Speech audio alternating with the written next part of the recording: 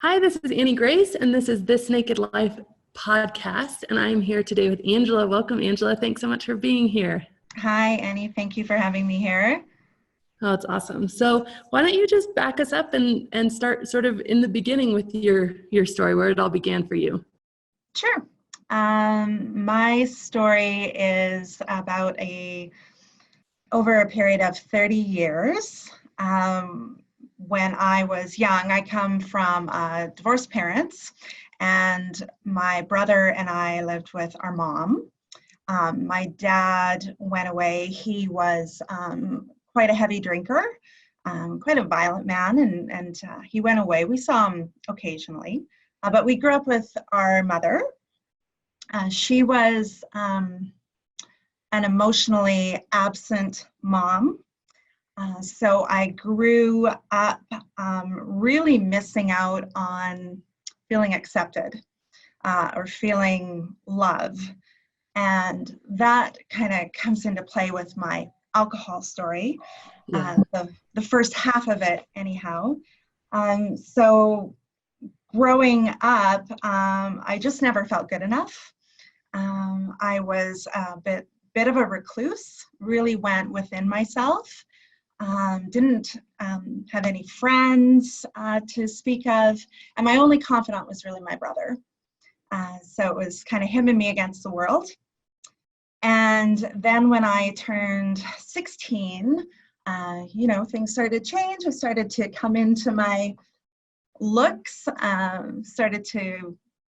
boys took an interest, and I was asked to go to a party. And I went. And of course, there was lots of drinking, and back then, that was the mid to late 80s. It was all bush parties and tailgate parties in farmers' fields and all kinds of alcohol. I don't know what I drank. I just drank a lot of it. And when I did at this party, everyone was talking to me. Everyone thought I was great. I was starting to make friends. And right away, I felt accepted. And it was something I had never felt before. And I tied it in directly with the alcohol. So that kind of kicked off many, many, many years of binge drinking. I left home at 17. I was kind of on people's couches, off people's couches, lived in basements, sometimes had a home, sometimes didn't, for about 5 years. But I always had alcohol. And Wow. I always find a man who would give me alcohol. So that went on for quite some time. And then I was fortunate enough to get pregnant with my son. So he was a great gift. And a few years later, I had my daughter. I welcomed a little girl into the world. And I was a single parent for a very long time. So when I became a mother, my priorities shifted. And I started to work 3 jobs. I provided a home for them. For the first time, had a home. I worked really, really hard. But I still, I'd say a couple times a month, was going out with friends, drinking to excess, drinking to pass out, drinking to throw up, drinking to go home with whoever would take me home. It was a really horrible time in my life. But I never had alcohol in the house. My kids never saw me drink. And that went on for quite some time. Till I was... So did you feel like you were almost like living this double life of like really responsible mom? Totally. Yeah, totally. And what was that like inside the brain, like inside your mind, like with your thoughts? Do you know, at the time and going through it for all those years, I didn't think there was anything wrong with it. I always felt like it was the only way I could connect with people was to go out and do that. And then the rest of the time I was a mom. So I did that for a long time till I was 35. So that's a lot of drinking. And then when I was 35, my relationship with alcohol shifted immediately. I received a call, and when I was 35, my brother was murdered. Oh my And gosh. yeah, in Victoria. And I got that call. And of course, my life changed immensely that day. And my relationship with alcohol changed. And so no longer was I binge drinking every 2 weeks to get acceptance and feel loved. I was now starting to drink daily to take away pain and to numb. And my mother, who I still had a relationship with, very strained, but a relationship with, was quite a heavy wine drinker. And so, of course, under the circumstances, I was spending a lot of time with her. And, we would cry over the kitchen table with bottles of wine. I started to have wine in the house, which I never had before. And so it changed really quickly. And, there would be weeks where maybe a week would go by and I hadn't had a drink. But over the course of 11 years, it got more and more and more and more. And I was starting to plan my entire life around alcohol. I was planning if we were going to go out. I'm now married. I met a wonderful man 11 years ago, and we're married. So we would plan to go to a restaurant, and I would look at the menu online, not for the food, but for the wine list. Vacations were all about drinking. Having friends over was all about everything was about drinking. And I started to find myself every morning waking up thinking, when can I have a drink? And that was at 5 or 6 o'clock in the morning. I was already thinking, when am I going to have a glass of wine? It was terrible, and it was crippling. And a few years ago, I started to really question it, but not enough to do anything about it. And then October last year of 2017, I looked in the mirror and I saw my dad looking back at me. And my dad passed away a few years after my brother, and he died from complications of alcoholism.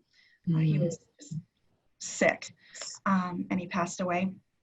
So when I looked in the mirror, I saw the puffy skin.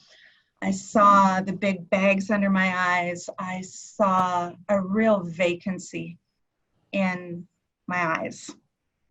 And it hit me. And I just started to cry. And the gig was up, really. So, it just for so long, it stole who I was. Yeah. I gave up everything. All along, I never missed a single day of work. I never showed up sick to work. I performed very well. I succeeded very well in my career. Nobody knew. My husband didn't know how much I was drinking. He didn't know the grasp it had on me. I didn't even really understand it fully until that moment. And then I realized it was time to make a change. And when I want to make a change, I need to know the facts. So I started researching. And the first book I picked up was Drink by Ann Dowsett Johnson. I read her book and it resonated. And so I thought, I need to read more books. I need to read more. I need all the knowledge I can get. And of course I went on Google and your book came. And I said, that's it right there. I'm going to order that book. So I ordered the book and I read it. I went on a business trip to Chicago and I read it in 3 days on the business trip. And I quit for 3 weeks. Yay. And of course, after 3 weeks, and it was so easy because of the rewiring that the book does for you, that I thought, well, gosh, I don't have a problem. Why did I ever think I had a problem? I just quit for 3 weeks and it wasn't even hard. I can do this. I can moderate. This isn't a big deal. I got this thing. So I went back to it. And over the course of 10 months, I had stops and starts. And I read voraciously. I think I've read about 15 different books on the topic. I've gone on to all the academic journals. I've looked at research. I'm eating it up the whole time. I'm eating it up. And I would try and stop, and it just wouldn't work. I couldn't seem to get it to stick. And then I wrote a letter for the man who killed my brother was going to be up for parole. And I was asked to write a victim statement letter to be read at the hearing. And that was last spring. And so I was writing it, and I kept writing it and throwing it out and writing it and throwing it out. Nothing felt right. And so my last draft, I wrote it, and I wrote about my pain, and I wrote about my loss and my heartache and how it had changed me. And then at the end of the statement, I forgave him. I gave him my forgiveness because I had to. Yeah. I had to do it to move on. Mm-hmm. I had to grab the reins back on my life. And so I did. So I did that. I sent the letter. The hearing was in August. I got the call the end of August that his parole was granted. And on August 27th, I poured what was left in my bottle of wine in my glass. And I toasted my brother, and that's been it. Wow. I picked up your book again because I've read it about 5 times, and I picked it up and I said, okay, I'm done. I want my life back. I'm tired. So yeah, and that's been it. And today's 107 days. That's awesome. Congratulations. Yeah. So did you know that forgiveness was such an important part of the journey when you were doing it? Like, had somebody said that to you, or did that really come from within?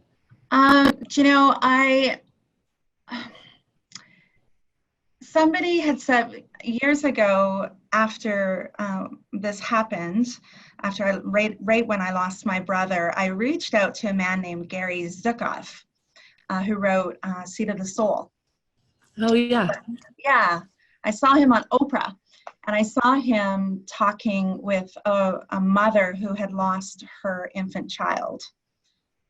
And she said to him, how can this be okay? How can you explain this away? How will I ever be able to have peace with this? And I remembered that episode. So I reached out to him and said, how will I ever move past this? How will I ever be able to just see my brother's face without seeing what happened to him? And he wrote me back, which was wonderful. I still have the email. I read it regularly. And at the time, you're in deep grief, and it's really hard to read the words and accept them for what they were. But I knew it was an important letter. So I kept reading it and reading it and reading it over the years. And I think what I found was, while I was drinking and numbing myself, I was numbing when you numb it all. Yeah.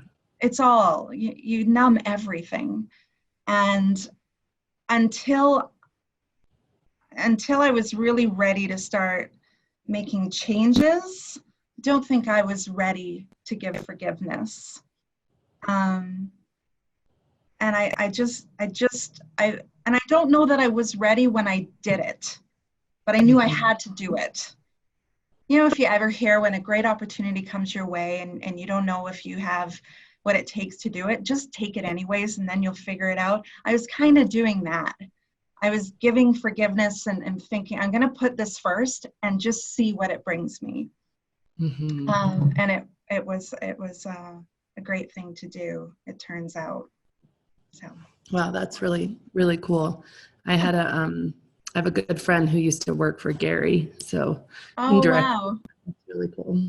Yeah. That's great. Something else that you said just that really resonated with me was how you felt like alcohol really stole who you were. Yeah. Yeah.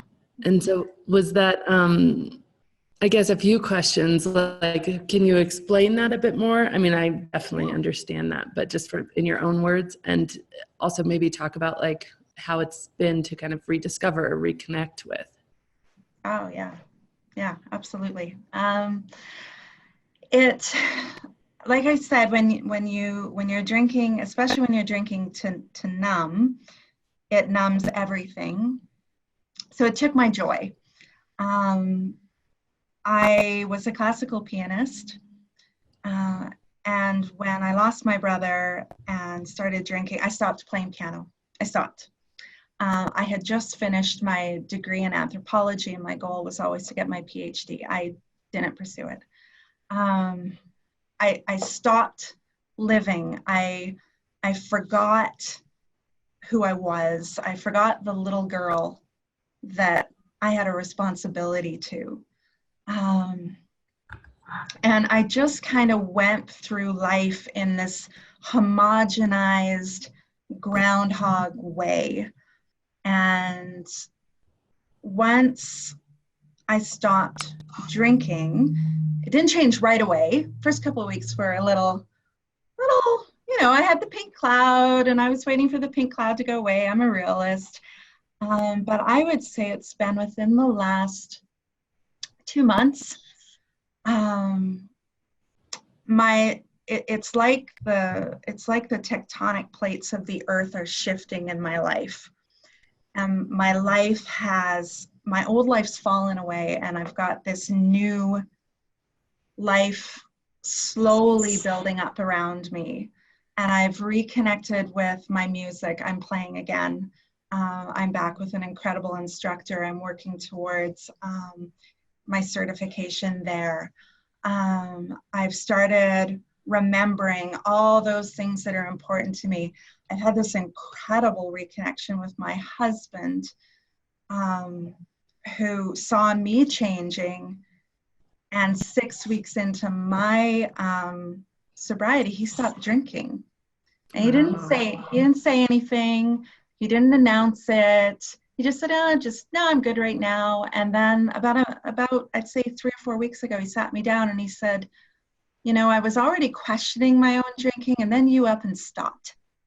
But he said, but I saw you growing, and I saw you investing in yourself, and I saw you changing. And it scared me because I knew that if we didn't grow together, we'd grow apart. Wow. He's incredible, right? I'm going to cry thinking about it. He's amazing. So, he hasn't had a drink in I don't know, six weeks or 7 weeks, whatever it's been. He's not counting. So it's just been extraordinary. The life is sharp. It's crystal clear. It's there's color again. There's color. It's wonderful. It's extraordinary. That's so cool. It's incredibly insightful of him. I mean, that is very true. I think if you don't grow together, you do grow apart, and you have to make, not that everybody has to, make that decision, but you have to be really mindful of the changes, because even the most positive changes, whether somebody decides, if I was tomorrow going to start running 3 miles every single morning, that would have a huge impact on my husband, no matter how positive it is, And so I think it's a really insightful thing of him. That's very cool. Yeah. That's awesome. Yeah. And with your mother, how are things? Not good. So that's kind of when my brother died. She's always been just really emotionally absent my whole life, but when he died, she said to me, I wish it had been you. And I've never been able to forget that, ever. So it's hard. But 5 years ago, I said goodbye to her. I couldn't do it anymore. So I I haven't talked with her since. And it's now that, and I've come to understand that a lot of my numbing with the alcohol wasn't just over my loss of my brother. A lot of it had to do with my loss of really not having the mom I deserved. Mm-hmm. And I'm having to work through that now. Mm-hmm. So I'm feeling all those things now, and I'm working through them, and I'm unpacking them without going to the wine bottle. That's so amazing. Yeah. So that's Really, where I'm at with that.